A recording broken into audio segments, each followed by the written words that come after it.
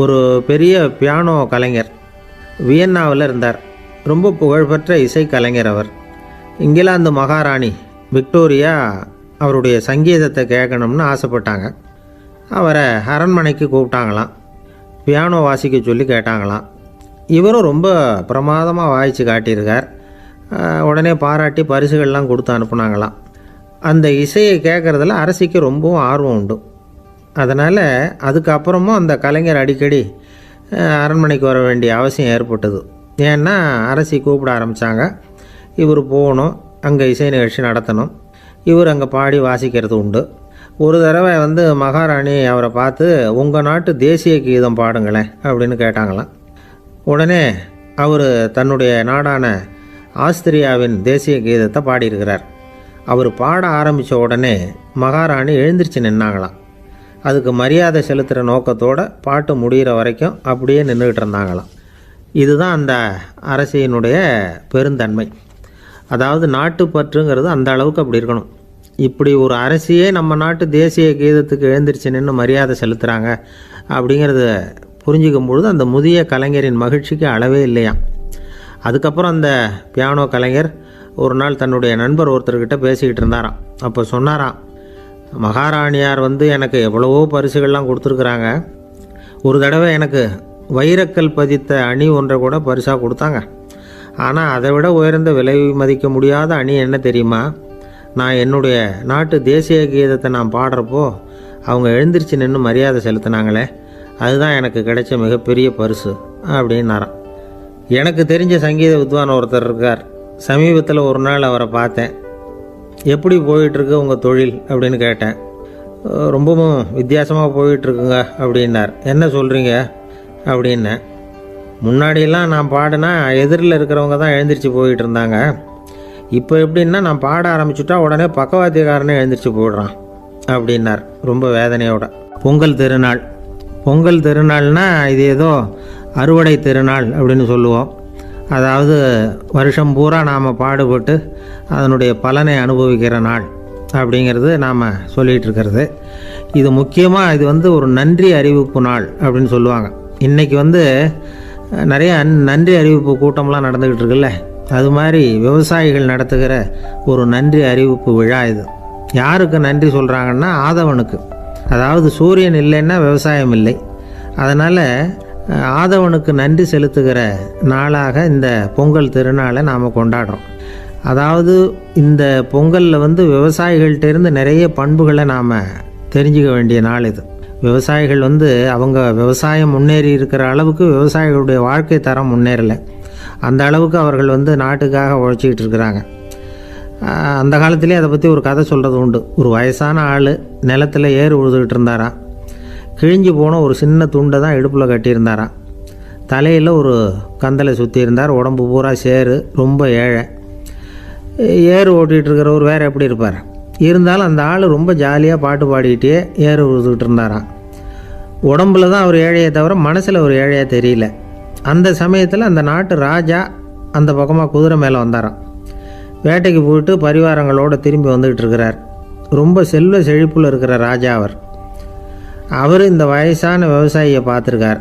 இந்த ஆள் ரொம்பவும் ஏழைங்கிறது அவர் பார்த்தாவே பளிச்சுன்னு தெரியுது. கட்டிக்கிறதுக்கு நல்ல துணி இல்லை, உடம்போ இழைச்சி போயிருக்குது, வயிறு முதுகில் போய் ஒட்டிக்கிட்டு இருக்கு, கண்ணு குழி விழுந்து போயிருக்குது. ஆனாலும் முகத்தை பார்த்தா சந்தோஷமாக இருக்கிற மாதிரி இருக்குது. இவ்வளோ உற்சாகமாக பாடிக்கிட்டு இருக்கிறாரே அப்படின்னு ஆச்சரியமாக நினச்சி பார்த்தார் அந்த ராஜா. சரி, அவர்கிட்ட கொஞ்சம் பேச்சு கொடுத்து பார்க்கலாம் அப்படின்னு முடிவு பண்ணார். ஐயா பெரியவரே, இப்படி கொஞ்சம் வர முடியுமான்னாராம். பொழுது போகிறதுக்குள்ளே நான் இந்த வயல் பூரா உழவு ஓட்டி ஆகணும், அதனால் பேசுகிறதுக்கு நேரம் இல்லை அப்படின்னாராம் அந்த பெரியவர். என்ன அவ்வளவு அவசரமாக? மீதி இருந்தால் நாளைக்கு உழுதக்கூடாதா? அது சரி, உனக்கு எத்தனை ஏக்கர் நிலம் இருக்குது அப்படின்னு விசாரிச்சிருக்கார் ராஜா. எனக்குன்னு சொந்தமாக உள்ளங்கை அளவு கூட நிலம் கிடையாது. இது எங்கள் முதலாளியோட நிலம். இதை பூராவும் உழுது முடித்தாதான் அவர் கூலி கொடுப்பார். நான் கூலிக்கு உழுதுகிட்டு இருக்கிறேன். உங்ககிட்ட பேசிக்கிட்டு இருந்தால் அவருக்கு துரோகம் பண்ணது மாதிரி ஆகிடும் அப்படின்னாராம். ராஜா குதிரையை விட்டு கீழே இறங்கினார். வரப்பில் நடந்து அந்த பெரியவர்கிட்டயே போனாராம். சரி, ஒரு நாள் பூரா உழுதா உனக்கு எவ்வளவு கூலின்னு கேட்டிருக்கார். 8 அணா கூலி கிடைக்கும்னாராம் அவர். இது ரொம்ப காலத்துக்கு முன்னாடி நடந்த ஒரு சம்பவங்கிறதுனால அப்போ 8 அணா கூலிங்கிறது ரொம்ப பெருசு.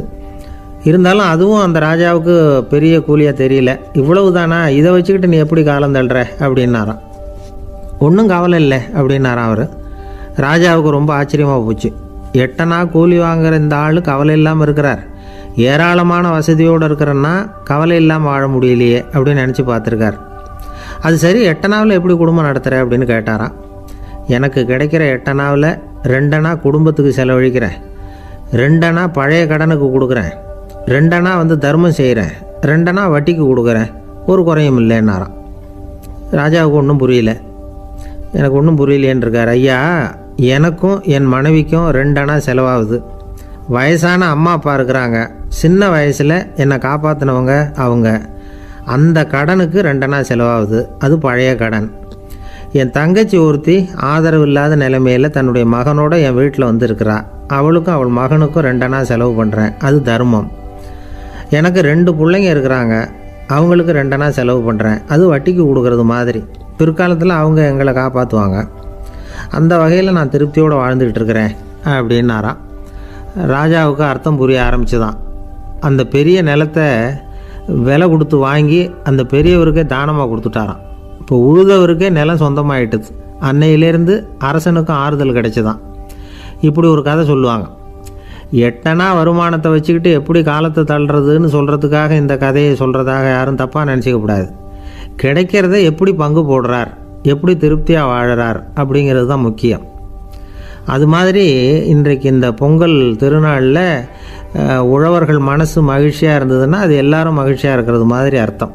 அதனால் அவர்கள்ட்டேருந்து நாம் பாடம் கற்றுக்கணும். சில உழவர்கள் தங்கள் நிலத்தில் விளையிறத தாங்கள் சாப்பிட மாட்டாங்க, அடுத்தவங்கள்ட்ட விற்றுட்டு சந்தையில் போய் வேறு அரிசி வாங்கிட்டு தான் இவங்க சாப்பிடுவாங்க. அப்படிப்பட்ட விவசாயிகள்லாம் இது உண்டு. பங்கிடுகிற பண்பை உழவர்கள்ட்டேருந்து கற்றுக்கொள்ளுங்கள் அப்படிம்பாங்க. ஒரு ஆள் நிம்மதியாக மகிழ்ச்சியாக இருந்தானா, உங்கள் நிம்மதிக்கும் மகிழ்ச்சிக்கும் என்ன காரணம்னு கேட்டிருக்கார் இன்னொருத்தர். என்கிட்ட இருந்தது பூராவையும் என் பிள்ளைங்களுக்கு சமமாக பங்கு போட்டு கொடுத்துட்டேன், எனக்குன்னு எதுவுமே வச்சுக்கல, அதுதான் நிம்மதிக்கு காரணம்ன்றிருக்கான். உங்ககிட்ட இருந்தது எவ்வளவு இருந்தது அப்படின்னு கேட்டிருக்காரு அவர்.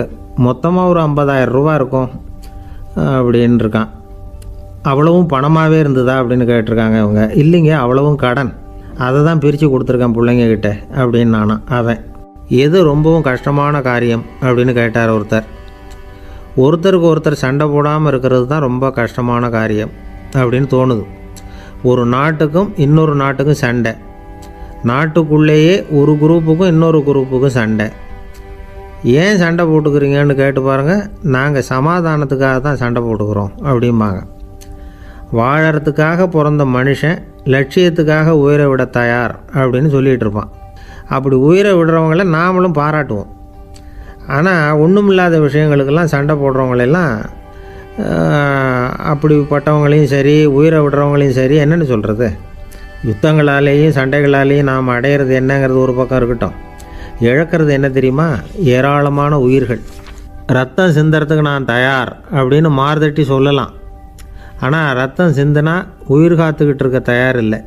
அதாவது உயிர் நமக்காக காத்துக்கிட்டு இருக்க தயார் இல்லை. இழக்கிற ரத்தத்தை ஈடுகட்டினா தான் உயிரை காப்பாற்ற முடியும். அதனால் இது சம்மந்தமாக ஆராய்ச்சி செய்கிற கட்டாயம் ஏற்பட்டு போச்சு. அதோட விளைவாக புதுசாக ஒன்றை கண்டுபிடிச்சிருக்கிறாங்க. அதுதான் செயற்கை ரத்தப்பொடி. இப்போ இந்த திடீர் சாம்பார் பொடி, திடீர் ரசப்பொடி, திடீர் காப்பி பொடி இப்படிலாம் சொல்கிறோம்ல, அது மாதிரி இது திடீர் ரத்தப்பொடி. இஸ்ரேல் ஒரு சின்ன நாடு, மக்கள் தொகை குறைச்சல், அதோட போர்கள் வேறு. அதனால் காயம்பட்டவங்களை காப்பாற்றியே தீர வேண்டிய கட்டாயம். காப்பாற்றணும்னா ரத்த இழப்பை தடுக்கணும். அப்படின்னா உடனடியாக புது ரத்தம் செலுத்தி ஆகணும். திடீர்னு ரத்தம் வேணும்னா எங்கே போகிறது? அதுவும் கிடைக்கிற ரத்தம் சேர்கிற குரூப்பாக இருக்கணும். ஒரு வேடிக்கை பார்த்தீங்களா, நான் வேறு குரூப்பு நீ வேறு குரூப்புன்னு இவன் சண்டை போடுறான். இதில் அடிபட்டவனுக்கு ரத்தம் கொடுக்க போனால் அதுலேயும் அது வேறு வேறு குரூப்பாக இருக்குது. அது ரத்தமும் வேறு வேறு குரூப்புன்னு சொல்லிகிட்டு இருக்குது. எந்த குரூப்பு ரத்தம் வேணும், அது உடனடியாக கிடைக்கலன்னா என்ன பண்ணுறது? இப்படிப்பட்ட கஷ்டம்லாம் நமக்கு வந்துடுது. இதுக்காக தான் விஞ்ஞானிகள் இந்த ரத்த பொடியை கண்டுபிடிச்சிருக்கிறாங்க. அதாவது ஒரு ஆள் அடிபட்டு போட்டான்னு வச்சுங்களேன், அவனுக்கு ரத்தம் கிடைக்கல, உடனே என்ன பண்ணலாம், இந்த சுத்தப்படுத்தப்பட்ட தண்ணீரை கொஞ்சம் எடுத்துக்க வேண்டியது, அதில் இந்த ரத்த பொடியை கரைக்க வேண்டியது. இப்போ இந்த செயற்கை ரத்தம் தயாராகிட்டுது. இதை அந்த ஆள் உடம்புல ஏற்றி விட்டுற வேண்டியது. இயற்கையாக நம்ம உடம்பில் இருக்கிற ரத்தம் என்னென்ன வேலை செய்யுதோ அதே வேலையை இதுவும் செய்யும். அதாவது ஆக்சிஜனை உடம்புல எல்லா இடத்துக்கும் எடுத்துகிட்டு போகுது. அந்த வேலையை இந்த செயற்கை ரத்தமும் செஞ்சுருது. ஆனால் ஒரு விஷயம், இந்த செயற்கை ரத்தம் ஒரு அவசரத்துக்கு தான் உபயோகப்படுத்தலாம், ஒரு முதல் உதவி மாதிரி. அதை அப்படியே நிரந்தரமாக விட்டுற முடியாது. பின்னாடி தேவையான குரூப்பு உண்மையான ரத்தம் கிடைச்ச உடனே அதை செலுத்திக்கணும். உண்மையான ரத்தத்தை 20லேருந்து 40 நாள் வரைக்கும் தான் பாதுகாக்க முடியும். அதுவும் குளிர்பதன பெட்டியில். அதுக்குள்ளே உபயோகப்படுத்தலைன்னா அது வீணாக போயிடும். இந்த ரத்த பொடி அப்படி இல்லை, எவ்வளோ நாள் வேணும்னாலும் அப்படியே வச்சுருக்கலாம். குளிர்பதன பெட்டியும் தேவையில்லை. ஆனால் ஒன்று, இது தண்ணியில் கலந்து செயற்கை ரத்தமாக ஆக்கிவிட்டா அதோட வலு 72 மணி நேரம் தான், அதாவது 3 நாள்.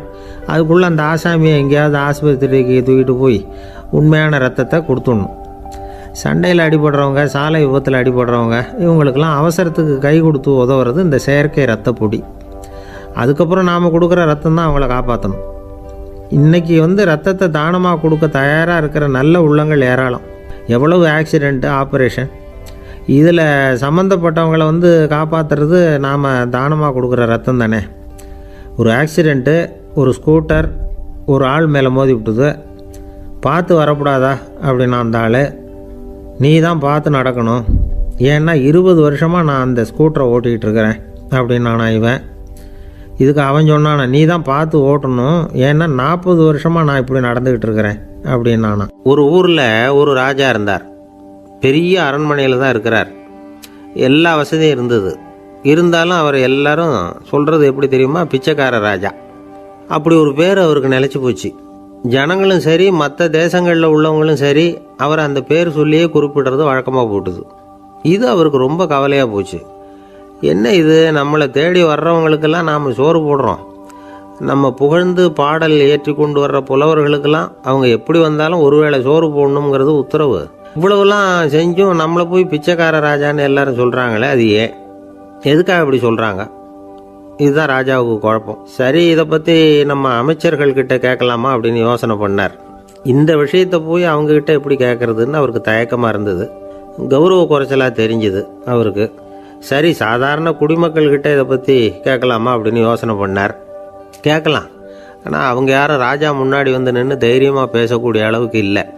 ராஜாவோட குழப்பம் நாளுக்கு நாள் அதிகமாக போச்சு. கடைசியாக அவர் ஒரு முடிவுக்கு வந்தார். அதாவது இதை பற்றி ஒரு பிச்சைக்காரங்கிட்டே கேட்டு பார்த்துட்டா என்ன. இதுதான் அவர் பண்ண முடிவு. உடனே மாறு வேஷம் போட்டுக்கிட்டு நகர்வலம் போனார். ஒரு பிச்சைக்காரனை கண்டுபிடிச்சார். இதை பாருப்பா, நம்ம ராஜாவை எல்லாரும் பிச்சைக்கார ராஜான்னே சொல்கிறாங்களே, அதுக்கு என்ன காரணமாக இருக்கும் அப்படின்னு கேட்டார். அதுக்கு அவன் சொல்கிறான், இதுக்கான பதிலை இன்னும் ஒரு 30 நாளில் சொல்கிறேன் அப்படின்னா. உடனே இவருக்கு சந்தோஷம். உண்மையை அவங்ககிட்ட சொன்னார். நான் வேற யாரும் இல்லை, நான் தான் இந்த நாட்டு ராஜா. இப்போ நீ என் கூடவே வந்துடு, அரண்மனையிலேயே தங்கிக்கோ. 30 நாள் கழித்து எனக்கு பதில் சொல்லிவிட்டு அதுக்கப்புறமா நீ போகலாம் அப்படின்னு சொல்லி அழைச்சிட்டு வந்துட்டார். அரண்மனையில் ஒரு மூலையில் அவன் தங்கறதுக்கு இடம் கொடுத்தார். தினம் 2 வேளையும் இவனுக்கு சோறு போடுங்க அப்படின்னு உத்தரவு போட்டார். ராஜா கொடுத்த இடத்துல போய் உக்காந்துக்கிட்டான் அந்த பிச்சைக்காரன். தினமும் அந்த அரண்மனையில் நடக்கிறதையெல்லாம் கவனிச்சிக்கிட்டு வந்தான். வேளைக்கு சாப்பாடு வரும், சாப்பிட்டுக்கிட்டு இருக்கான். இப்படி 30 நாள் முடிஞ்சுது. ராஜா வந்தார். என்ன, என்னோட கேள்விக்கு பதில் என்னன்னு கண்டுபிடிச்சிட்டியான்னார். கண்டுபிடிச்சிட்டேன்னா. என்ன எல்லாரும் பிச்சைக்கார ராஜான்னு சொல்கிறாங்களே, அது நியாயமாக படுதா உனக்குன்னு கேட்டார். நியாயமாக தான் படுது, சந்தேகம் இல்லாமல் நீங்கள் பிச்சைக்கார ராஜா தான். என்னதான் நீங்கள் வசதியோடவும் படைபலத்தோடவும் இருந்தால் கூட நீங்கள் எங்கள் வர்க்கத்தை சேர்ந்த ஆசாமி தான் அப்படின்னு அடித்து சொல்லிவிட்டான் அந்த ஆள். ஏனால் அப்படி சொல்கிறேன்னு கேட்டார் இவர். அரசே, ஒரு உண்மையை கண்டுபிடிச்சி சொல்கிறதா நான் உங்ககிட்ட சொன்னேன். நீங்கள் ராஜ பரம்பரைன்னா உடனே உங்கள் கழுத்தில் கிடக்கிற முத்து மாலையை கழட்டி பரிசாக கொடுத்துருப்பீங்க, பொண்ணையும் மணியையும் கொடுத்துருப்பீங்க. ஆனால் நீங்கள் அப்படி செய்யலை. என்னை ஒரு மூலையில் உட்கார வச்சு 2 வேளை சோறு போட சொன்னீங்க. உங்களை தேடி யார் வந்தாலும், யார் பாராட்டி பேசினாலும் அல்லது பிரச்சனைகளை சொன்னாலும் நீங்கள் செய்கிற ஒரே காரியம் சோறு போடுறது தான். பிச்சைக்காரனுக்கு சோறு மட்டும்தான் உலகம். உங்கள் விஷயத்திலையும் நீங்கள் அப்படி தான் நினைக்கிறதாக தெரியுது. நல்லா கவனிங்க. எந்த ஒரு பிரச்சனைக்கும் சோறு தான் முடிவுன்னு நினைக்கிறீங்க பாருங்கள். நீங்கள் சந்தேகமில்லாத எங்களை சேர்ந்த ஆள் தான் அப்படின்னு விட்டான் அந்த பிச்சைக்காரன். அதுக்கப்புறம் தான் அந்த ராஜா தன்னுடைய தவறுகளை எல்லாம் திருத்திக்கிட்டாராம். பசின்னு வர்றவங்களுக்கு சோறு தான் போடணும், அது தப்பு இல்லை. பாராட்ட வர்றவங்களுக்கெல்லாம் சோத்தையே போட்டு அனுப்புனா இப்படி தான் பேர் வரும். எனக்கு தெரிஞ்ச ஒருத்தர் தினமும் யாராவது ஒருத்தரை தன் வீட்டுக்கு அழைச்சிட்டு போவார், சாப்பாடு போட்டு அனுப்புவார். முன்னறிவிப்பு இல்லாமல் திடீர்னு ஒரு விருந்தாளியோட வீட்டில் போய் இவர் நிற்கிறது வழக்கம். அந்த அம்மாவும் இவருக்காக தயார் பண்ணி வச்சுருந்ததை இவர் அழைச்சிட்டு வந்திருக்கிற விருந்தாளிக்கு போட்டுருவாங்க. விருந்தாளி சாப்பிட்டுட்டு போனதுக்கப்புறம் இவர் மனைவிகிட்ட உனக்கு சிரமம் வேணாம் அப்படின்னு சொல்லிவிட்டு பக்கத்தில் உள்ள ஒரு ஹோட்டலுக்கு போய் காசு கொடுத்து சாப்பிட்டுட்டு வந்துடுவார். பல நாள் இப்படி நடக்கும். ஒரு நாள் அவரை தனியாக கூப்பிட்டுக்கிட்டு போய் ஏன் இப்படி பண்ணுறீங்கன்னு கேட்டோம். அதுக்கு அவர் சொல்கிறாரு, எங்கள் வீட்டு சாப்பாட்டிலேருந்து தப்பிக்கிறதுக்கு எனக்கு வேறு வழி எதுவும் தெரியல சார், அதனால தான் இப்படி பண்ணிகிட்ருக்கிறேன் அப்படின்னார் ரொம்ப பரிதாபமாக. ஒருத்தன் எப்படி நடந்துக்கிறாங்கிறத வச்சு தான் அந்த ஆள் எப்படிங்கிறத நாம் முடிவு பண்ணுறோம். ஆளுமைன்னு சொல்கிறோம்ல, அதுக்கு சூழ்நிலைகளை ஆளுகின்ற தன்மை அப்படின்னு விளக்கம் கொடுக்குறார் ஒரு உளவியல் நிபுணர். சரி, ஒரு மனிதனுடைய ஆளுமையை உருவாக்குகிற விஷயங்கள் என்னென்ன? பிறப்பு, வளர்க்கப்பட்ட விதம், படிப்பு, நண்பர்கள், சமுதாயம், இப்படி நிறைய உண்டு. ஆளுமையின் அடிப்படையில் சில மனநோய்கள் உண்டாகுது. அதெல்லாம் என்னென்னங்கிறத தெரிஞ்சு வச்சுக்கிட்டோம்னா நம்ம கூட இருக்கிறவங்கள அடையாளம் கண்டுபிடிக்கிறதுக்கு அது ரொம்ப உபயோகமாக இருக்கும். ஃப்ரெனாய்டு ஆளுமை அப்படின்னு ஒன்று. இந்த கோளாறு உள்ளவங்க எப்படி இருப்பாங்க தெரியுமா? அதிக உணர்ச்சி, சந்தேகம், பொறாமை இதெல்லாம் அதிகமாக இருக்கும். வளைஞ்சு கொடுக்க மாட்டாங்க. அடுத்தவங்களோட இணக்கமான உறவு இருக்காது. அவங்க செய்கிற தப்புக்கெல்லாம் அடுத்தவங்களை குறை சொல்லிகிட்டு இருப்பாங்க. இது ஒரு ரகம்.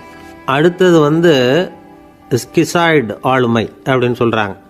இந்த கோளாறு உள்ளவங்க அடுத்தவங்களோட பழக கூச்சப்படுவாங்க. சின்ன வயசுலேயே இது ஆரம்பமாயிடுது.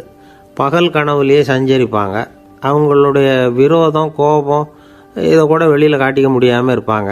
இவங்களுக்கு அகமுகம், பிரச்சனைகள்லேருந்து ஒதுங்கி எதுலேயும் ஈடுபாடு இல்லாதவங்களாக இருப்பாங்க. இப்படி ஒரு ரகம்.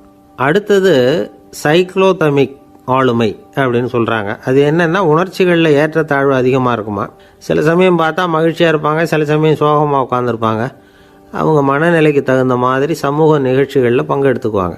இன்னொரு வகை என்னென்னா எண்ண பீடிகை ஆளுமை அப்படின்னு பேர் வச்சுருக்கிறாங்க. அதுக்கு இவங்களுக்கெல்லாம் கரெக்டாக இருக்கணும், எல்லாம் சட்டத்திட்டம், எதுலேயும் ஒரு ஒழுங்குமுறை, இப்படி எதிர்பார்க்குற மனோபாவம். இவங்க எதிர்பார்ப்புக்கும் வரன்முறைக்கும் மற்றவங்க கட்டுப்படணும்னு நினைப்பாங்க. இந்த நிலைமை நீடித்தா என்ன ஆகும் தெரியுமா? அலைக்கழிக்கிற எண்ணங்கள் திரும்ப திரும்ப ஒரே செயலை செய்ய தூண்டுற மன தளர்ச்சிக்கு ஆளாயிடுறாங்க. அடுத்தது ஹிஸ்டீரியா ஆளுமை. சின்ன விஷயத்தையெல்லாம் பெருசுப்படுத்தி நாடகமாக்குற நடிகர்கள் இவங்க. உணர்ச்சி அதிகம் உள்ளவங்க. இவங்க மன எழுச்சியில் பக்குவமின்மை, குழந்தைத்தனம், முதிர்ச்சியின்மை எல்லாம் இருக்கும். தன்னலம் மிக்க குணம். பிறர் தன்னை மட்டுமே கவனிக்கணும்னு நினச்சி செயல்படுறது, இதெல்லாம் இவங்க அடையாளம். அடுத்த ரகம் எப்படின்னா வளர்ச்சியற்ற ஆளுமைன்னு சொல்கிறாங்க. அடுத்தவங்களோட இணங்கி போக முடியாதவங்க, அறிவு, மன எழுச்சி, சமூக உறவு இதில் எல்லாம் போதுமான வளர்ச்சியையும் நிறைவையும் பெற முடியாதவங்க. இவங்களால வாழ்க்கையில் முன்னேற முடியாது. பிச்சைக்காரங்க, குற்றவாளிகள், இவங்ககிட்டெல்லாம் இது மாதிரியான ஆளுமை அதிகமாக இருக்குமா. அடுத்தது என்னென்னா சோர்வுடைய ஆளுமை. எதுலேயும் உற்சாகம் இல்லாமல் சோர்ந்து போயிருப்பாங்க. அதுக்கெல்லாம் நமக்கு வலிமை இல்லைப்பா அப்படின்னு சொல்லிகிட்டு இருப்பாங்க. சின்ன விஷயங்களுக்கெல்லாம் அதிர்ச்சி அடையிறது, வாழ்வின் சுவையை அனுபவிக்க முடியாதவங்க. இன்னொரு ரகம் இது கொதித்தெழும் ஆளுமைங்கிறாங்க. எதுக்கு எடுத்தாலும் ஆத்திரம், குரோதம், வன் செயல் இதிலெல்லாம் ஈடுபாடு, இப்படி உள்ளவங்க. நத்தை வகை ஆளுமை அப்படின்னு ஒன்று. அடுத்தவங்க மேலே விரோதம் இருக்கும், அடிக்கணுங்கிற எண்ணம் இருக்கும். ஆனால் அதை அப்படியே வெளியில் காட்டாமல் அதே சமயம் அமைதியான முறையில் வெறுப்பை வெளிக்காட்டுற ரகம். இவங்கெல்லாம் பேசாமல் கம்முன்னு இருந்துக்கிட்டே நினச்சதை நிறைவேற்றிக்கிறவாங்க. முன்ஜாக்கிரதை ஆளுமை அப்படின்னு ஒரு ரகமாக. பாதுகாப்பின்மை, சந்தேகம், முழுமையின்மை, அறவேக்காட்டுத்தனம் இந்த மனப்போக்கு அதிகமாக இருக்கிறதுனால அகம்பாவம், புடிவாதம், எச்சரிக்கை எல்லாம் அளவுக்கு மீறி இருக்கும். இதுவரைக்கும் நாம் பேசிக்கிட்டு இருந்த ஆளுமை பண்புகள் அளவுக்கு அதிகமாக போயிட்டுதுன்னா ஆளுமை கோளாறுகள் ஏற்படும். அதன் அடிப்படையில் மனவியாதிகள் வருமா. அதனால் இணக்கமான, எல்லாரும் விரும்புகிற இயல்பான ஆளுமையை பெறுவதற்கு நாம் முயற்சி செய்யணும் அப்படிங்கிறது மனோதத்துவ நிபுணர்களுடைய ஆலோசனை. ஒருத்தர் ஒரு மனோதத்துவ டாக்டரை தேடிட்டு வந்தாராம். டாக்டர், எனக்கு மனசில் ஏதோ வியாதி, ஆளுமை கோளாறு, அதாவது எனக்கு சீக்கிரமாக செத்து போனால் தேவையில்லைன்னு தோணுது அப்படின்னாராம். உடனே அந்த டாக்டர், சரி அப்படின்னா இங்கேயே இருங்க, நான் வைத்தியம் பார்க்குறேன் அப்படின்னாராம். ஆஃபீஸு முடிஞ்சு வீட்டுக்கு போகிற சமயத்தில் ஒருத்தர் கடைக்கு போய் ஸ்வீட் வாங்கினார். சரி, வீட்டுக்கு பிள்ளைங்களுக்கு தான் வாங்கிட்டு போகிறார் அப்படின்னு மற்றவங்க நினச்சாங்க. அவர் அப்படி செய்யலை. அந்த இடத்துலையே பொட்டலத்தை பிரித்தார். திருட மாதிரி அப்படியே சுற்றி ஒரு தரம் பார்த்துக்கிட்டார். யாரும் தெரிஞ்சவங்க இல்லைங்கிறத முடிவு பண்ணிவிட்டு அவசரமாக அதை அப்படியே போட்டு முழுகிவிட்டு கையை தொடச்சிக்கிட்டு நல்ல பிள்ளை மாதிரி நடந்து போக ஆரம்பிச்சிட்டார். அவர் யாருன்னா, அவரோட பிரச்சனை எல்லாருக்கும் தெரியாது, சில பேருக்கு தான் தெரியும். அதாவது அவர் உடம்பில் சர்க்கரை இருக்குதுன்னு டாக்டர் சொல்லிவிட்டாராம். அதனால் வீட்டில் சர்க்கரையே இவர் கண்ணில் காட்டுறதில்ல. அதனால் இவர் யார் கண்ணிலையும் படாமல் இப்படிப்பட்ட வேலைகள்லாம் செய்கிறது வழக்கம். யாருக்கும் தெரியாமல் இப்படி ஸ்வீட்டை வாங்கி சாப்பிட்டுட்டு அவர் பாட்டுக்கு போயிடுறது. இப்படிப்பட்டவங்களுக்கெல்லாம் கொஞ்சம் ஆறுதலான தகவல் இன்றைக்கி. அது என்னென்னா, நாம் சாப்பிட்ற சர்க்கரைக்கும் நம்ம உடம்பில் உள்ள சில கோளாறுகளுக்கும் அப்படி என்ன தான் சம்மந்தம் இருக்குது. இதை பற்றி சமீபத்தில் சில ஆராய்ச்சிகள்லாம் நடந்திருக்குது. ஏன்னா சர்க்கரைன்னாவே விஷம் மாதிரி அதை பார்க்குறவங்களும் சில பேர் உண்டு. சின்ன பிள்ளைங்களுக்கு வயத்தில் பூச்சி உண்டாகிறதுலேருந்து பெரியவங்களுக்கு நீரிழிவு வர்ற வரைக்கும் எல்லாத்துக்கும் சர்க்கரை தான் காரணம்னு சொல்லிகிட்டு இருக்கிறோம். ஆனால் அந்த அளவுக்கு பயப்பட வேண்டிய அவசியம் இல்லை அப்படின்னு சொல்கிறாங்க. சர்க்கரை வியாதி, இருதய நோய், பித்த நீர்ப்பை நோய், இதெல்லாம் சில நோய்கள்லாம் நாம் சாப்பிட்ற சர்க்கரைக்கும் தொடர்பு இருக்குன்னு நினைக்கிறோம். ஆனால் அப்படி சம்பந்தம் உண்டுங்கிறதுக்கு போதுமான அளவுக்கு ஆதாரம் இல்லை அப்படிங்கிறாங்க ஆராய்ச்சியாளர்கள். ஒரே ஒரு சம்பந்தம் தான் உறுதியாக இருக்குதான். அதுவும் இந்த பல் சிதைவு அப்படின்னு இருக்கு இல்லையா, அந்த சர்க்கரை சாப்பிட்றதுக்கும் இந்த பல் சிதைவுக்கும் சம்பந்தம் இருக்குது அப்படிங்கிறத மட்டும் உறுதியாக சொல்கிறாங்க. சர்க்கரைன்னா நாம் சாப்பிட்ற ஜீனி மட்டும் இல்லை, பழம், காய்கறி, பால், தேன், இப்படி எல்லாத்துலேயும் அது இருக்குது. கேரட்டு கொடுக்குற சத்தில் 88% சர்க்கரை, ஆப்பிள் கொடுக்குற சக்தியில் 95% சர்க்கரை. இது ஜீனி சர்க்கரை, இது ஆப்பிள் சர்க்கரை அப்படிங்கிற வித்தியாசம்லாம் உடம்புக்கு கிடையாது. ரெண்டுமே உடனடியாக சக்தி கொடுக்குது. ஒரு ஸ்பூன் சர்க்கரையில் 16 கலோரி தான் சத்து இருக்குது. அதிகமாக சர்க்கரை சாப்பிட்டா நீரிழிவு வந்துருங்கிறது தப்பான ஒரு அபிப்பிராயம். டயபெட்டிஸுங்கிறது ஒரு மெட்டபாலிக் டிசார்டர், அவ்வளவுதான். அதாவது நாம் சாப்பிட்ற சர்க்கரையை நம்ம உடம்பு திறமையாக உபயோகப்படுத்திக்க முடியல அப்படின்னு அர்த்தம். அதனால தான் அதிகமாக இனிப்பு வேணாம்னு சொல்கிறோம். ஏற்கனவே உடம்பால் முடியாத ஒன்றை மறுபடியும் அது தலையில் சுமத்தி அதிகமாக வேலை வாங்க வேணாமே அப்படிங்கிறதுக்காக தான். ஆகாரத்தில் அதிகமாக சர்க்கரை இருந்தால் அதனால் உடனே சர்க்கரை வியாதி வந்துடும்ங்கிறதுக்கு விஞ்ஞான ரீதியாக போதுமான ஆதாரம் இல்லை. அதனால் எப்போவாவது அதிகமாக ஸ்வீட்டு சாப்பிட்டுட்டா ஐயோ அதிகமாக சாப்பிட்டோமோ, என்ன பண்ண போகுது தெரியலையே அப்படின்னு நினச்சி மனசை போட்டு குழப்பிக்க வேண்டியதில்லை. பொதுவாக எதுவுமே அதிகமாக வேண்டாம், எல்லாம் சீராக இருந்தால் போதும். நீரிழிவுங்கிறது புதுசாக வந்துட்ட ஒரு நோய் இல்லை, ரொம்ப காலமாகவே இருக்கிற ஒன்று தான். நம்ம முன்னோர்கள் இதை மதுமேகம் அப்படின்னு சொல்லுவாங்க. அதை கட்டுப்படுத்துறதுக்கு அவங்களே சில வழிமுறையை சொல்லி வச்சுருக்கிறாங்க. அது என்னென்னா வேறு ஒன்றும் இல்லை, இந்த பாவக்காய், முள்ளங்கி, அருகம்புல், அவ்வளவுதான். வெள்ளை முள்ளங்கி இருக்குல்ல, அதை வாரத்துக்கு 3 நாள் சாப்பிட்டுக்கிட்டு வாங்க. நூலுக்கோல் ரொம்ப நல்லது. இல்லைன்னா முள்ளங்கி சாறு 1 ounce சாப்பிட்டுட்டு வரலாம். ரத்தத்தில் சேர்கிற சர்க்கரை அளவை இதெல்லாம் கட்டுப்படுத்துது. சிறுநீரில் காணப்படுகிற சர்க்கரை அளவையும் சமநிலைப்படுத்துது. தினமும் ஆகாரத்தில் கோதுமை, கேழ்வரகு, வெந்தயம், கருவேப்பிலை, சோயாபீன்ஸ் எது கிடைக்குதோ சேர்த்துக்கலாம். இப்படிலாம் செஞ்சுக்கிட்டு வந்தால் அப்புறம் வீட்டுக்கு தெரியாமல் கடையில் போய் நின்றுக்கிட்டு ஸ்வீட் வாங்கி திருட்டுத்தனமாக சாப்பிட வேண்டிய அவசியமே உங்களுக்கு வராது. 2 ஆசாமிகள் கடற்கரையில் உட்காந்து சாவகாசமாக பேசிக்கிட்டு இருந்தாங்களாம். ஒருத்தர் சொன்னார், இன்னொருத்தருக்கு தெரியாமல் ஸ்வீட்டு சாப்பிட்றதே எப்பவும் இடைஞ்சல் தான் சார்.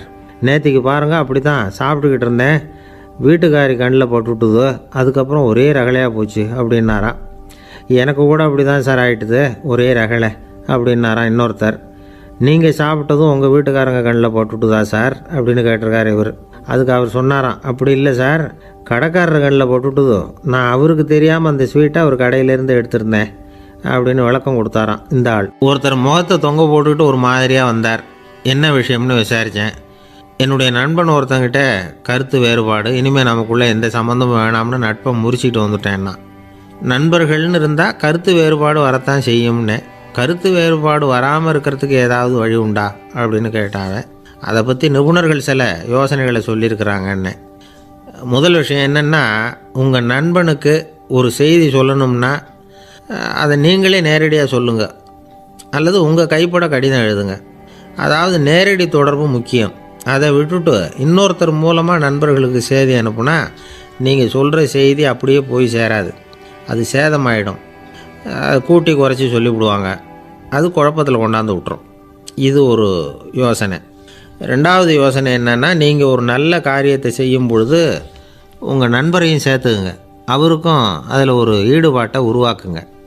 மூணாவது யோசனை, நம்ம பக்கத்தில் இருக்கிற நண்பர் மகிழ்ச்சி அடைகிற மாதிரி ஏதாவது செய்யணும். சின்ன சின்ன செயல்களாக இருந்தாலும் பரவாயில்ல, அவர் நமக்கு எதுவும் செய்யலையே, நாம் எதுக்கு செய்யணும் அப்படின்னு நினச்சிக்கிட்டு இருக்கக்கூடாது.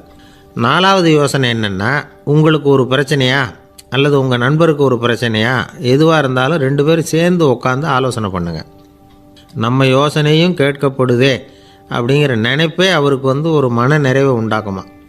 5வது யோசனை, உங்கள் நண்பர் ஏதோ ஒரு காரியத்தை செய்கிறார், நீங்கள் உடனே அவசரப்பட்டு நீ செய்கிறது தப்புன்னு தீர்ப்பு சொல்லக்கூடாது. அவர் அதை செய்கிறதுக்கான நியாயங்கள் எவ்வளவோ இருக்கும், அதை புரிஞ்சுக்கிறதுக்கு முயற்சி பண்ணணும். 6வது யோசனை, உங்கள் நண்பர் என்ன சொன்னாலும் அதை பொறுமையாக கேளுங்க. அவர் சொல்கிறத புரிஞ்சுக்கணும், அவர் சொல்ல விரும்புகிறத புரிஞ்சுக்கணும், அவர் சொல்ல முடியாமல் தவிக்கிறதையும் புரிஞ்சுக்கணும். இப்படி 3 விதமாகவும் அவரை புரிஞ்சுக்கிட்டு அதுக்கு தகுந்த மாதிரி செயல்படணும். 7வது யோசனை என்னென்னா, உங்கள் நண்பர் உங்ககிட்ட ஏதோ ஒரு கருத்தை சொல்கிறார், அது உங்களுக்கு பிடிக்கல, அதுக்காக உடனே நீ சொல்கிறது சரியில்லை, நான் ஒத்துக்க மாட்டேன் அப்படின்லாம் மறுத்துக்கிட்டு இருக்கக்கூடாது. அவர் சொல்கிறத கேட்கணும், பொறுமையாக சிந்திக்கணும், அதுக்கப்புறம் பதில் சொல்லணும். இப்படிலாம் நடந்துக்கிட்டால் நண்பர்களுக்குள்ள கருத்து வேறுபாடு வர்றதுக்கு வாய்ப்பே இருக்காது அப்படின்னு வல்லுநர்கள் தொகுத்து சொல்லியிருக்கிறாங்க இந்த யோசனைகளை. எனக்கு தெரிஞ்ச சில நண்பர்கள் உண்டு, அவங்களுக்குள்ளேயும் கருத்து வேறுபாடுகள் வராமல் இருக்கிறதுக்கு சில நுட்பங்களை கையாளுறது உண்டு. ஒருத்தர் சொன்னார், அந்த டாக்டர் சின்ன வயசுலேருந்து என் கூட பழகினவர், நாங்கள் 2 பேரும் இணை பிரியாத நண்பர்கள், இருந்தாலும் எனக்கு உடம்பு சரியில்லைன்னா நான் அவர்கிட்ட வைத்தியம் பார்த்துக்க மாட்டேன் அப்படின்னார் ஒருத்தர். ஏன் அப்படின்னு கேட்டேன். எங்கள் நட்பு கெட்டுப்படக்கூடாது இல்லையா, அதனால தான் அப்படின்னாரு இவர். ஒரு மனுஷனுக்கு 3 விதத்தில் கர்வம் உண்டாகிறதுக்கு வாய்ப்பு உண்டு. பணம், பதவி, புகழ். பணம் அதிகமாக வந்தால் கர்வம் வரலாம், பதவி பெருசாக வந்துட்டுதுன்னா கர்வம் வரலாம், புகழ் அதிகமாக போனாலும் கர்வம் வரலாம். இந்த 3 வகையான கர்வத்துக்கும் இடம் கொடுக்காமல் இருக்கிறாங்க பாருங்கள், அவங்க தான் சிறந்த மனிதர்கள். ஒரு பெரிய பொறுப்பில் இருக்கிறவங்களுக்கு கர்வம் வந்துடக்கூடாது. அப்படி வந்துட்டுதுன்னா அது எல்லாருக்கும் இடைஞ்சல். ஒரு ராஜா இருந்தார். அவர் ஒரு நாள் தன்னுடைய தலைநகரத்தை சுற்றி வந்துக்கிட்டு இருந்தார். ஒரு இடத்துல ஒரு அழகான நிலத்தை பார்த்தார். ஆஹா, இந்த இடத்துல நமக்குன்னு ஒரு மாளிகையை கட்டினா எவ்வளோ நல்லாயிருக்கும் அப்படின்னு நினச்சார். ராஜா நினச்சா அது முடியாத காரியமா? சரி, இந்த நிலம் யாருக்கு சொந்தம்னு விசாரிங்க அப்படின்னார் பக்கத்தில் இருந்தவங்கக்கிட்ட. அவங்கெல்லாம் ஓடி போய் விசாரித்தாங்க. அந்த இடம் ஒரு வயசான கிழவிக்கு சொந்தம், வயசான அம்மாவுக்கு சொந்தமாக. அந்த அம்மா தான் அதில் ஒரு குடிசையை போட்டு குடியிருந்துகிட்டு இருக்கிறாங்க. சரி, அந்த நிலத்துக்கு ஒரு விலையை நிர்ணயம் பண்ணி அதை அந்த வயசான அம்மாக்கிட்ட கொடுத்துருங்கோ அப்படின்னு உத்தரவு போட்டார் ராஜா. ஆனால் அந்த அம்மா, இது எங்கள் பூர்வீக இடம், இதை விற்க மாட்டேன் அப்படின்னு சொல்லிவிட்டுது. சரி, 2 பங்கு விலை கொடுக்குறோம்னு சொல்லி பாருங்க அப்படின்னாங்க. அப்படியே சொன்னாங்க அரண்மனை ஆட்கள். அதுக்கும் சம்மதிக்கலை அந்த அம்மா. இதை கேள்விப்பட்டதும் ராஜாவுக்கு கோபம் வந்துட்டுது. தன்னுடைய ஆளுங்களை கூப்பிட்டார். போய் அந்த குடிசையை பிரித்து எறிங்க, காசெல்லாம் ஒன்றும் கொடுக்காதீங்க அப்படின்னு கத்தினார். அவ்வளோதான். அடுத்த நிமிஷம் அரண்மனை ஆசாமிகள் போனாங்க, குடிசையை பிரித்து எரிஞ்சாங்க. அந்த வயசான அம்மா இருக்கு, அதுவும் அந்த இடத்த விட்டு துரத்தி விட்டாங்க. அந்த இடத்துல ஒரு அரச மாளிகையை கட்டி முடிச்சிட்டாங்க.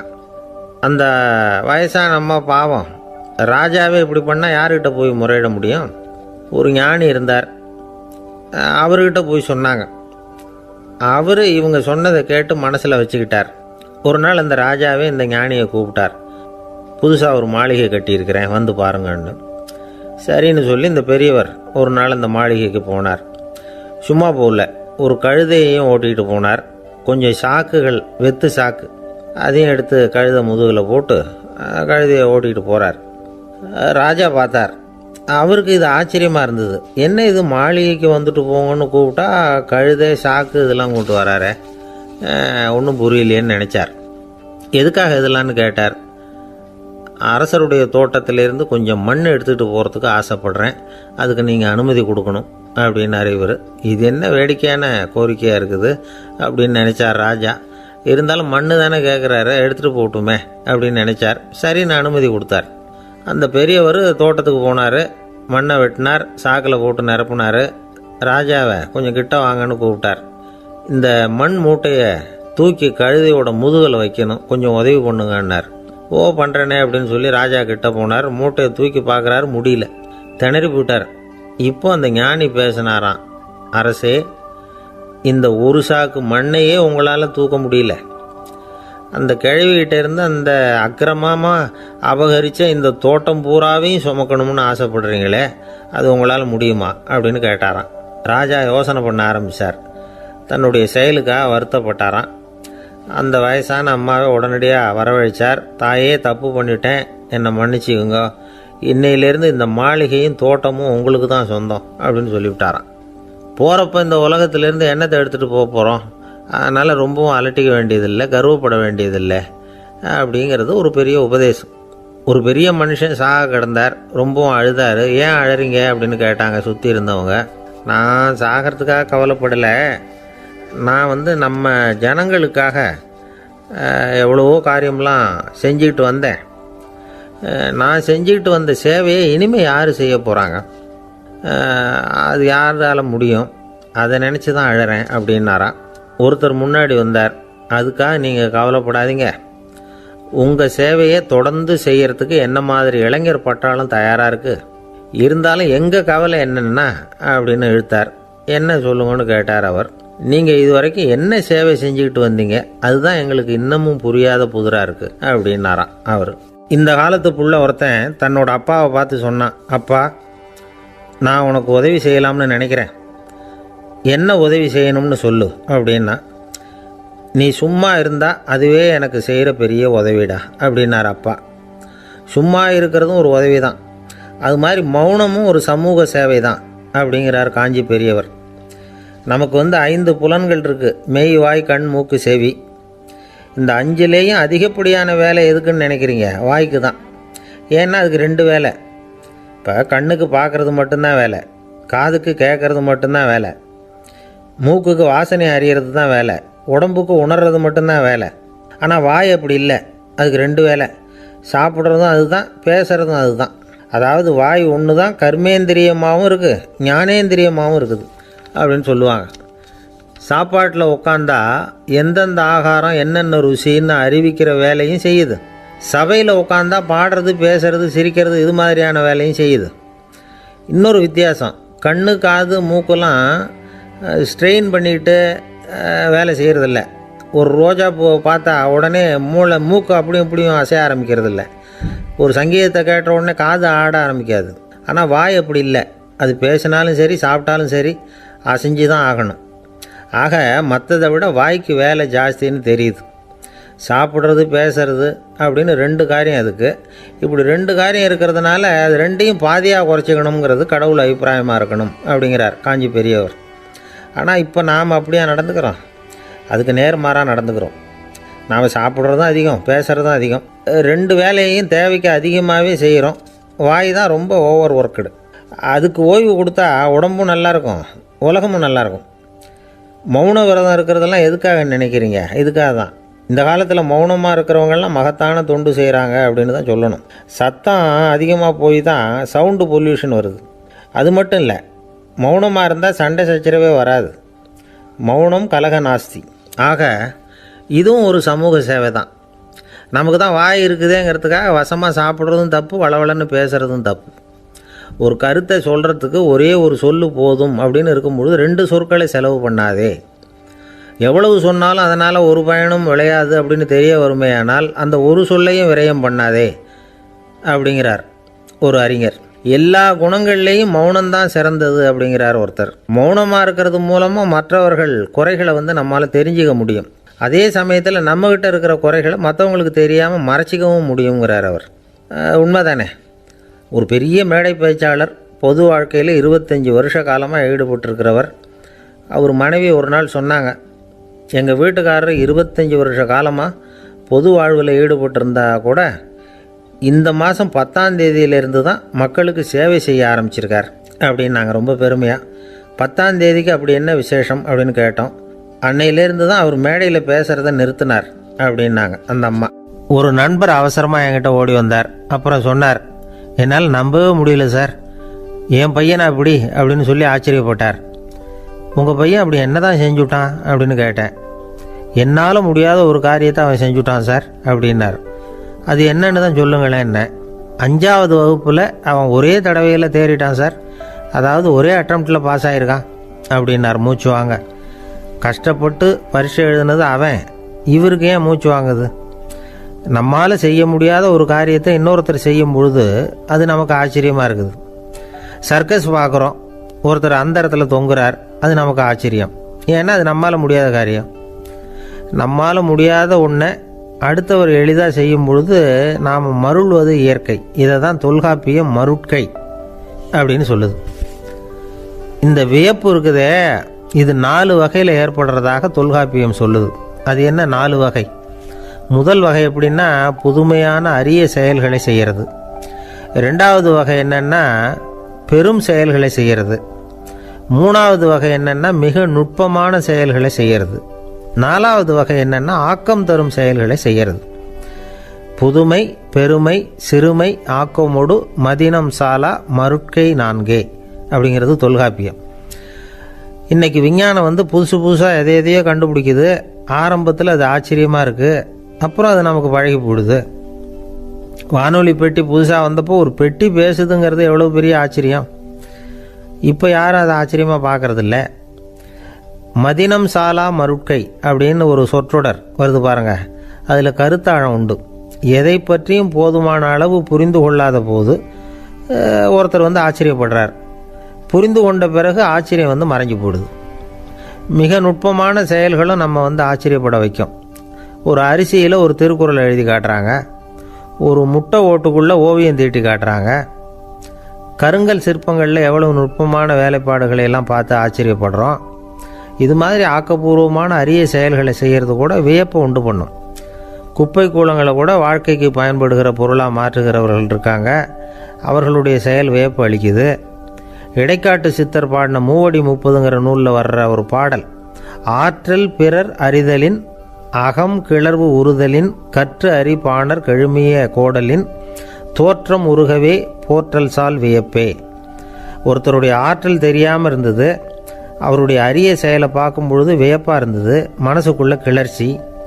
பாவலர்கள் இவர்களுடைய புகழை பாடி மற்றவர்களும் தெரிந்து கொள்ளுமாறு செய்கிறார்கள் அப்படிங்கிறது தான் ஒரு யதார்த்தமான உண்மை. ஆக எல்லா வகையிலும் மக்கள் தங்களுடைய வாழ்க்கையில் முன்னேறுவதற்கான வழிகாட்டுகிற ஒரு மெய்ப்பாடு தான் வியப்புங்கிறது. இந்த காலத்தில் நம்ம எப்படியெல்லாம் ஆச்சரியப்பட வைக்கிறாங்க. ஒரு ஆளை பிடிச்சி ஜெயிலில் கொண்டு வந்தாங்க. ஜெயில் அதிகாரி அவனை ரொம்ப ஆச்சரியமாக பார்த்தாராம். இவன் கேட்டான், ஏன் சார் அப்படி பார்க்குறீங்க, நான் இப்போ இங்கே வர்றது உங்களுக்கு ஆச்சரியமாக இருக்குதா அப்படின்னு கேட்டிருக்கான். இதுக்கு ஜெயில் அதிகாரி சொல்லியிருக்கார், நீ இப்போ இங்கே வந்ததில் எனக்கு ஒன்றும் ஆச்சரியம் இல்லைப்பா, ஏற்கனவே நீ இங்கேருந்து விடுதலையாகி போய் 6 மாதம் ஆச்சு, இவ்வளவு லேட்டாக வர்றியே அதுதான் எனக்கு ஆச்சரியமாக இருக்குது அப்படின்னாராம். ஒருத்தர் ஒரு தவறு செஞ்சு விடுறாருன்னு வச்சுக்கோங்க, உடனே நீ செஞ்சது தவறு அப்படின்னு சொல்கிறது ஒரு வகை. அதுக்கு பதிலாக எது சரின்னு அவர் புரிந்து கொள்ள உதவி செய்கிறது இன்னொரு வகை. இந்த 2வது வகை இருக்குது பாருங்கள், நிர்வாக இயலில் இது ரொம்ப முக்கியம். அலுவலகத்தில் வேலை பார்க்குற ஒருத்தர் முக்கியமாக தெரிஞ்சுக்க வேண்டியது என்ன தெரியுமா? சக ஊழியர்கள்கிட்ட எப்படி பழகணும், மேலதிகாரிகள்கிட்ட எப்படி பழகணும், தனக்கு கீழே வேலை செய்கிறவங்க கிட்ட எப்படி பழகணும், வாடிக்கையாளர்கள்கிட்ட எப்படி பழகணும், இவங்க எல்லார்கிட்டையும் செம்மையான உறவை ஏற்படுத்திக்கிறது எப்படி. இதையெல்லாம் சொல்லிக் கொடுக்குற பாடம் தான் இன்டர் பர்சனல் ஸ்கில், திறமையான உறவு அப்படிங்கிறது. எந்த வேலையில் இருந்தாலும் சரி, இந்த உறவுகளை வளர்க்கும் திறன் உள்ளவங்க சீக்கிரம் முன்னுக்கு வந்துடுறாங்க. மற்றவங்க கிட்ட உறவை பலப்படுத்திக்கிறது எப்படி அப்படின்னு தெரிஞ்சுக்கிட்டோம்னா எந்த ஒரு தடையையும் சுலபமாக தாண்டி செய்கிற தொழிலில் முன்னுக்கு வந்துடலாம். ஹார்வர்டு பல்கலைக்கழகத்தில் ஒரு கணக்கெடுப்பு பண்ணி பார்த்தாங்களாம். பார்க்குற வேலையில் எது மாதிரி குணாதிசயம் உள்ளவங்க வேகமாக முன்னுக்கு வர்றாங்க அப்படின்னு தெரிஞ்சுக்கிறதுக்காக இந்த கணக்கெடுப்பு. வெவ்வேறு துறையில் வேகமாக முன்னுக்கு வந்திருக்கிற பல பேரை சந்தித்து இந்த சர்வேயை நடத்தியிருக்கிறாங்க. அவங்க கண்டுபிடிச்சி சொல்லியிருக்கிற உண்மை என்ன தெரியுமா? ஒருத்தர் ஒரு வேலையில் இருந்தால் அது சம்பந்தப்பட்ட சப்ஜெக்ட் பற்றிய அறிவு 35% இருந்தால் போதுமா. ஆனால் உறவுகளை வளர்க்கக்கூடிய திறன், இன்டர் பர்சனல் ஸ்கில்லு 65% வேணும். இப்படி உள்ளவங்க சீக்கிரம் முன்னுக்கு வந்துடுறாங்களாம். அதனால் ஒருத்தருக்கு வேலை சரியாக புரியலைன்னா கூட விவரமாக மற்றவங்க கிட்ட பழகிறது எப்படின்னு புரிஞ்சால் போதும். அவர் முன்னுக்கு வந்துடலாம். அலுவலகங்களில் மட்டும் இல்லை, எல்லா இடங்கள்லையும் இது ரொம்ப முக்கியம். வீட்டுக்குள்ளேயும் இது ரொம்ப முக்கியம், வீட்டுக்கு வெளியேயும் இது முக்கியம். அடுத்தவங்க கிட்ட பழகிறது எப்படிங்கிறத தெரிஞ்சிக்காதவன் வாழ்க்கையில் முன்னேற முடியாது. இன்றைக்கி ஆயுதங்களால் காயப்படுத்தி கொள்ளுகிறவர்களை விட வார்த்தைகளால் காயப்படுத்தி கொள்ளுகிறவர்கள் தான் அதிகம். பெரியவங்க என்ன சொல்கிறாங்க தெரியுமா? நீங்கள் இந்த பூமியில் பிறந்ததன் அர்த்தம் பூர்த்தி ஆகணும்னா அடுத்தவங்களுக்கு உதவி பண்ணுங்க. அடுத்தவங்களுக்கு உதவி செய்ய முடியாவிட்டால் கூட பரவாயில்லை, ஆனால் யாரையும் புண்படுத்தி விடாதீங்க அப்படின்னு சொல்கிறாங்க. எனக்கு தெரிஞ்ச ஒருத்தர் ஒரு அலுவலகத்தில் வேலை பார்க்குறார். அவர் சொல்லுவார், எனக்கு இந்த இன்டர்பர்சனல் ஸ்கில் ரொம்ப அதிகம் சார். சக ஊழியர்கள்கிட்ட ரொம்ப சுமூகமாக நடந்துக்குவேன். என் கூட வேலை பார்க்குற ஒருத்தருக்கு ஏதாவது ஒரு கஷ்டம்னா அந்த சமயத்தில் அவர் செய்ய வேண்டிய வேலையை நான் செஞ்சுருவேன் சார் அப்படிம்பார். நான் அவர்கிட்ட சமீபத்தில் அப்படி ஏதாவது செஞ்சுருக்கீங்களா அப்படின்னு கேட்டேன். செஞ்சுருக்கேன் சார். போன வாரம் புதன்கிழமை ஆஃபீஸில் என் பக்கத்து சீட்டுக்காரருக்கு வயிற்று வலி. உடனே நான் மெடிக்கல் லீவ் போட்டுவிட்டு எங்கள் வீட்டுக்கு போயிட்டேன் சார் அப்படின்னார். ஒரு அம்மா தெருவில் உட்காந்து என்னத்தையோ தேடிட்டு இருக்கிறாங்க.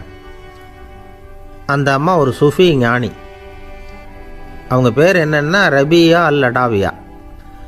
அந்த அம்மாவுக்கு கண் கூட தெளிவாக தெரியாது. அந்த பக்கமாக வந்த சில பேர் இவங்களுக்கு உதவி செய்கிறதுக்காக வந்தாங்க. என்ன தேடிட்டு இருக்கிறீங்க அப்படின்னு கேட்டாங்க. இதுக்கு அந்த அம்மா, அந்த கேள்வி அவ்வளோ முக்கியத்துவம் இல்லை, நான் தேடிட்டு இருக்கிறேன், உங்களால் முடிஞ்சால் எனக்கு உதவி பண்ணலாம் அப்படின்னாங்களாம். உதவி செய்ய வந்தவங்களுக்கு ஆச்சரியம். எதை தேடுறோங்கிறது தெரியாமல் இப்படி ஏன் நேரத்தை செலவழிக்கிறீங்க? நாங்கள் எப்படி உங்களுக்கு உதவ முடியும்? எங்களுக்கு ஒன்றும் புரியலையே அப்படின்ட்டுருக்காங்க. சரி, உங்களை திருப்தி பண்ணுறதுக்காக சொல்கிறேன். ஒரு குண்டூசி தொலைஞ்சி போச்சு, அதை தேடுறேன் அப்படின்னாங்களாம் அந்த அம்மா. அதுக்கப்புறம் இவங்களும் சேர்ந்து தேட ஆரம்பிச்சிட்டாங்க. கொஞ்ச நேரம் ஆச்சு, ஒன்றும் கிடைக்கல. உதவி செய்ய வந்தவங்களும் அழுத்து போட்டாங்க. அப்புறம் கேட்டாங்க, பாருங்கம்மா, இது ரொம்பவும் பெரிய தெரு, அகலமான தெரு. அதனால் குறிப்பாக நீங்கள் எந்த இடத்துல அந்த குண்டூசியை தொலைச்சிங்க அதை சொல்ல முடியுமான்னாங்களாம். இதுக்கு அந்த அம்மா, நீங்கள் மறுபடியும் அர்த்தமில்லாத கேள்வியை கேட்குறீங்க, உங்கள் கேள்விக்கும் நான் தேடுறதுக்கும் என்ன சம்மந்தம்னாங்களாம். இதை கேட்டதும் அவங்க ஒரு மாதிரி ஆயிட்டாங்க. என்னம்மா நீங்கள் பைத்தியம் மாதிரி பேசுகிறீங்க அப்படின்னாங்களாம். சரி, உங்களை மறுபடியும் திருப்திப்படுத்துறதுக்காக சொல்கிறேன். அதை நான் எங்கள் வீட்டில் தொலைச்சிட்டேன் அப்படின்னாங்களாம். அப்புறம் எதுக்காக இங்கே தேடிட்டு இருக்கிறீங்க அப்படின்னு கேட்டிருக்காங்க. ஏன்னா இங்கே தான் வெளிச்சம் அதிகமாக இருக்குது, அங்கே வீட்டுக்குள்ளே இருட்டாக இருக்குது, அதனால் இங்கே தேடுறேன். வெளிச்சம் உள்ள இடத்துல தானே தேட முடியும் அப்படின்னாங்களாம் அந்த ஞானி. இந்த கதைக்கு என்ன அர்த்தங்கிறத பெரியவங்க சொல்கிறாங்க. அதாவது இந்த தேடுதல்ங்கிறது ஒரு வியாதி. அது நம்ம சதா அலைய வைக்கும், பைத்தியமாக மாற்றுறதுக்கு முயற்சி பண்ணோம். ஒரு காலம் அது நிறைவு அடையவே அடையாது. வாழ்வுங்கிறது ஒரு புரிந்து கொள்ள முடியாத சதா ஏங்கி கொண்டிருக்கிற ஒரு செயல். அதுக்கு ஆரம்பமும் இல்லை, முடிவும் கிடையாது. எதையோ தேடணும் அப்படிங்கிற உந்துதல் நமக்குள்ளே இருக்கும், ஆனால் குறிப்பாக எதை தேடிட்டு இருக்கிறோம் அப்படிங்கிறது புரியாது. அப்படி ஏதாவது ஒன்றை தேடி அடைஞ்சிடுறோம்னு வச்சுக்கோங்க, உடனே ஒரு அதிருப்தி வந்துடும். அதனால் வாழ்க்கைங்கிறது சலிப்பு நிறைந்தது அப்படிங்கிற எண்ணத்தை உண்டாக்கிக்கிறோம். ஒன்று அடைஞ்சதுக்கு அப்புறம் இன்னொன்று தேட ஆரம்பிச்சிருவோம். ஆக இந்த தேடல்ங்கிறது நாம் ஒன்று அடைஞ்சாலும் அடையாவிட்டாலும் தொடர்ந்து நடந்துக்கிட்டு தான் இருக்கும். இதுக்கு முடிவே கிடையாது. இந்த உண்மையை நாம் நல்லா புரிஞ்சுக்கணும் அப்படிங்கிறது பெரியவங்களுடைய கருத்து. ஏழையும் தேடுறான், பணக்காரனும் தேடுறான், நோயாளியும் தேடுறான், நோய் இல்லாதவனும் தேடுறான், அதிகாரம் உள்ளவனும் தேடுறான், அதிகாரம் இல்லாதவனும் தேடுறான், முட்டாளும் தேடுறான், அறிவாளியும் தேடுறான். ஆனால் யாரும் இதை தான் தேடி சாதிக்க போகிறோம், இதுதான் முடிவு அப்படின்னு திட்டவட்டமாக சொன்னதில்லை. ஒன்று அடைஞ்சதும் இன்னொன்று தேட ஆரம்பிச்சிடுறாங்க, அவ்வளோதான். அதாவது உங்களின் தேடுபவர் உங்கள் உள்ளேதான் இருக்கிறார், அவரை தேடி கண்டுபிடியுங்கள். இதுதான் ஞானிகள் நமக்கு சொல்லுகிற ஒரு ஆலோசனை. நம்மால் ஒருத்தன் ஜெயிலில் இருந்தான். இன்னொரு கைதி அவனை பார்த்து கேட்டான், ஏன்பா உன்னை பார்க்குறதுக்கு வெளியிலேருந்து யாருமே இங்கே வர்றது இல்லையே, உனக்கு சொந்தக்காரங்களே கிடையாதா அப்படின்னு கேட்டானான். ஏன் இல்லை, எனக்கு சொந்தக்காரங்க நிறைய பேர் உண்டு, அவங்க என்னை பார்க்க வராததுக்கு காரணம் வேற அப்படின்ட்டுருக்கான் இவன். என்ன காரணம்னு கேட்டான் அவன். அதுக்கு இவன் சொன்னானான், அதுக்கு என்ன காரணம்னா அவங்க எல்லாரும் இங்கே உள்ளேயே இருக்கிறாங்க, அப்படின்னு நானும்